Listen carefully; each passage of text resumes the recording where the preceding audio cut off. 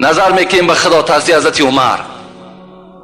یک خدا ترسی از حضرت عمر را به شما میگم، بعدا انشاءالله موضوع خودمان آغاز میکنیم. حضرت عمر خدا رحمت و مغفرتش کند که بینهایت ما عاشق عمر هستیم، عمر را بینهایت دوست هم میداریم، زیرا که تمام وجودش از خدا میترسید، بینهایت از خدا میترسید.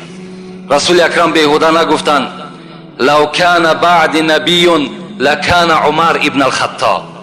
اگر پیغمبری ختم نمیشد هر آینه بعد من پیغمبر عمر بود. این گپ نمی گفت.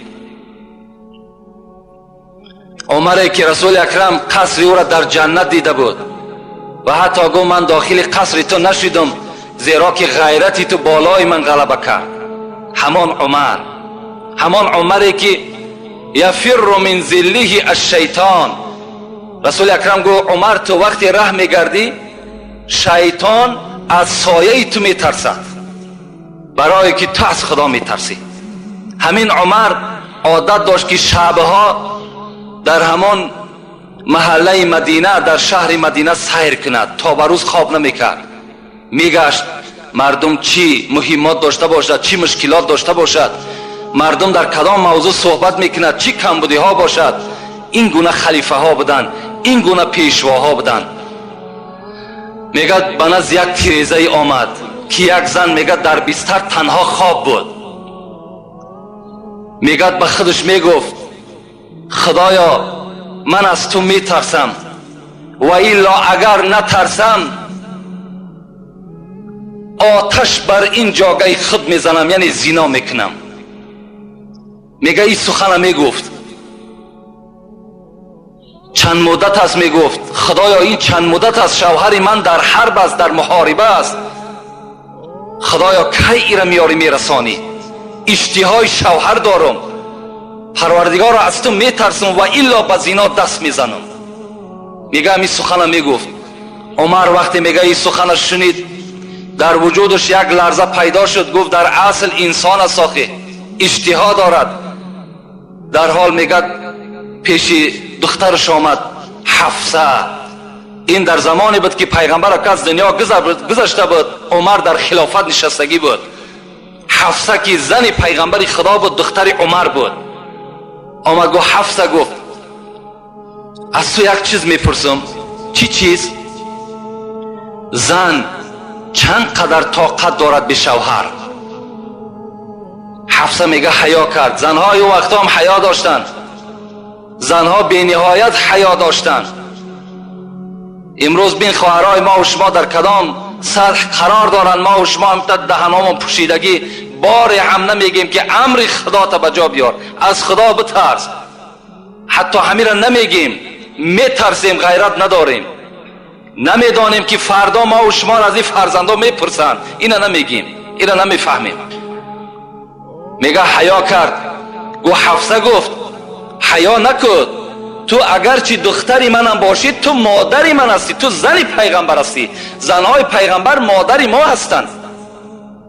میگه حفصه طاقت نکرد، به زبان نگفت و به دست اشاره کرد، 4 ایشان داد. گفت 4 ماه میتواند که زن به شوهر طاقت کند. و میگه آیتی را از سوره بقره خواند. این آیت معناش همین است که اگر مردها از شما 4 ماه جدا شدند، شما میتونین که نزد قاضی مراجعت کنین و خط طلاق خدا بگیرین. این 4 ماه را وقتی که میگه آیت که ذکر کرد، حضرت عمر در حال آمد پرسان کرد شوهری همین زن در کجاست؟ گفتن در ایران جنگ میرود، در ایران است.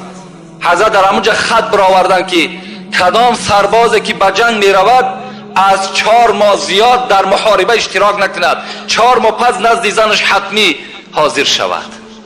این سنت حضرت عمر است که در جنگ هایی که حضرت عمر تشکیل میکرد این سنت جاری کرده بود، از 4 ماه زیاد یعنی عسکر جنگ نکند بلکه آمده زنی خودش خبر بگیرد. اینا بین این ترس خدا بود که حضرت اینا مشاهده کردند و اینا در عمل جاری کردند.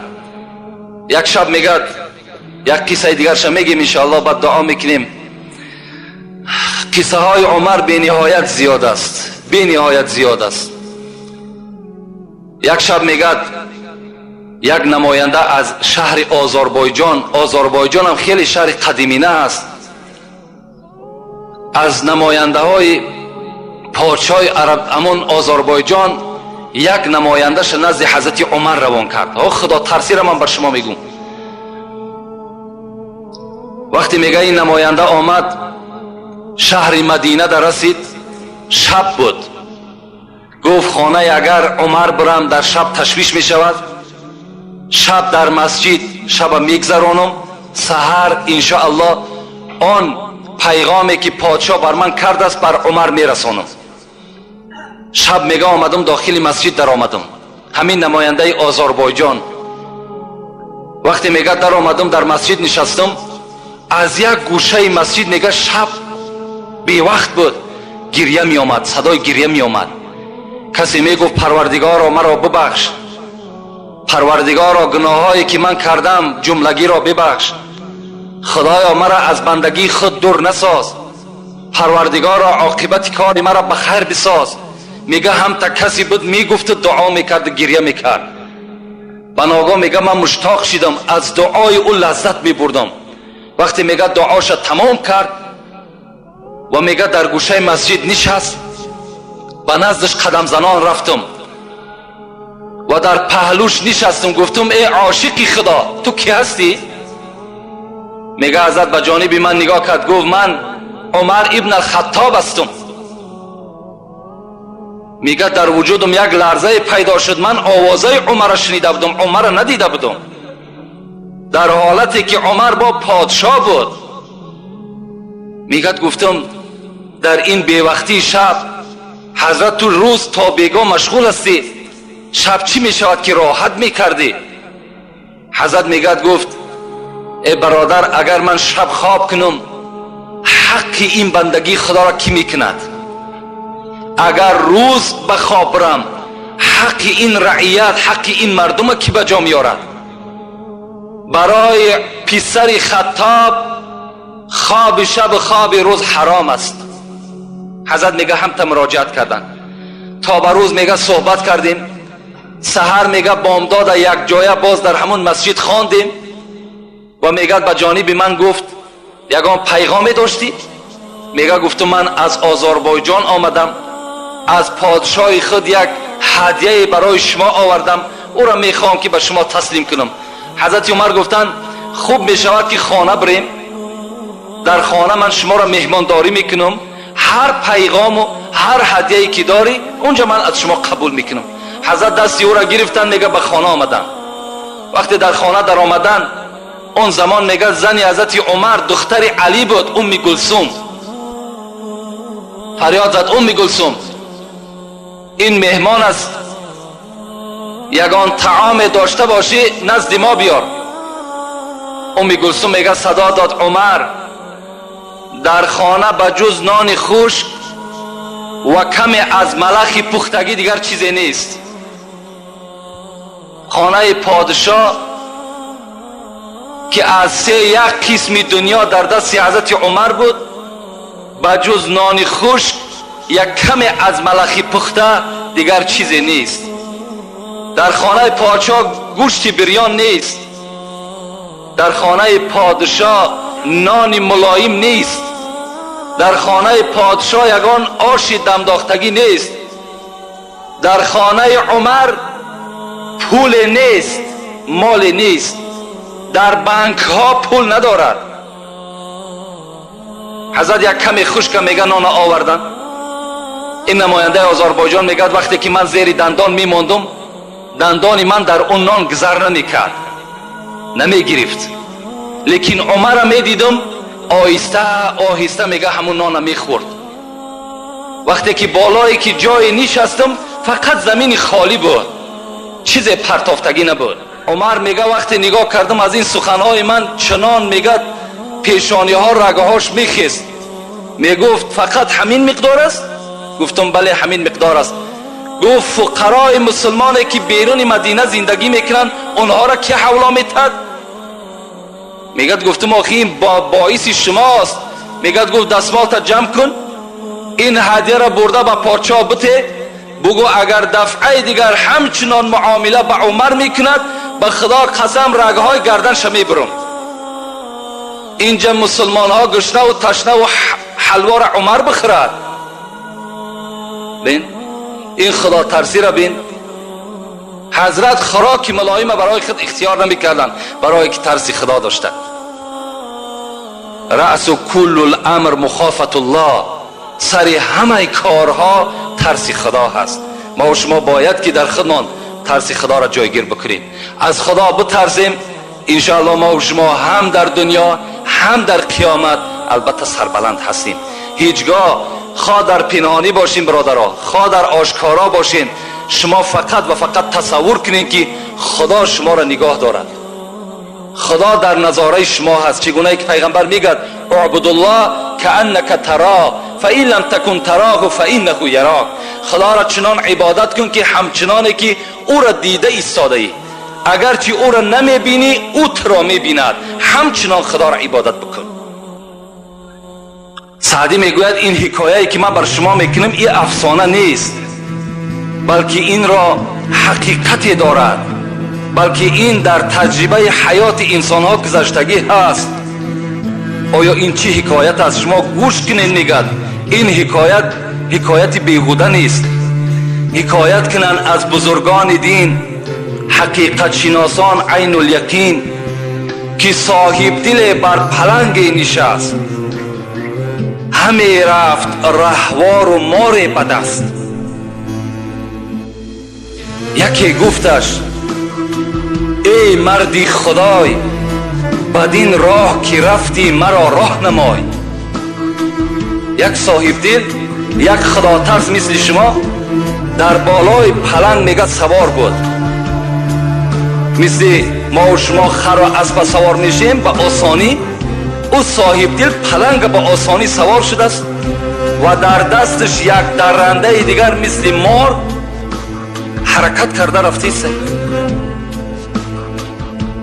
یک شخصی میگه از پیش برآمد گفت ای مردی خدای، بدین راه که رفتی مرا راه نمای. همین راهی که تو برای خودت اختیار کردی این چه خیل راه بود؟ تو از کجا چی کردی که درنده رامی تو شد، نگین سعادت به نامی تو شد؟ این مرد میگه سوالش کرد چیکار کردی که این درنده، این پلنگ است، این مارم درنده هست، اینا چیکار کردی به تو رام شدن؟ حضرت چی گفتن؟ گفتن وگر ور پلنگم زبون است و مار، وگر پلنگم زبون است و مار، ار پلنگم زبون است و مار، وگر فیل و کرگس شگفتی مدار.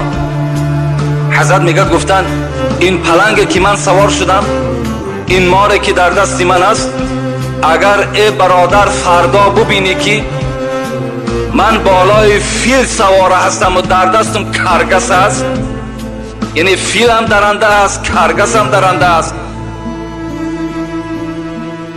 شگفتی مدار.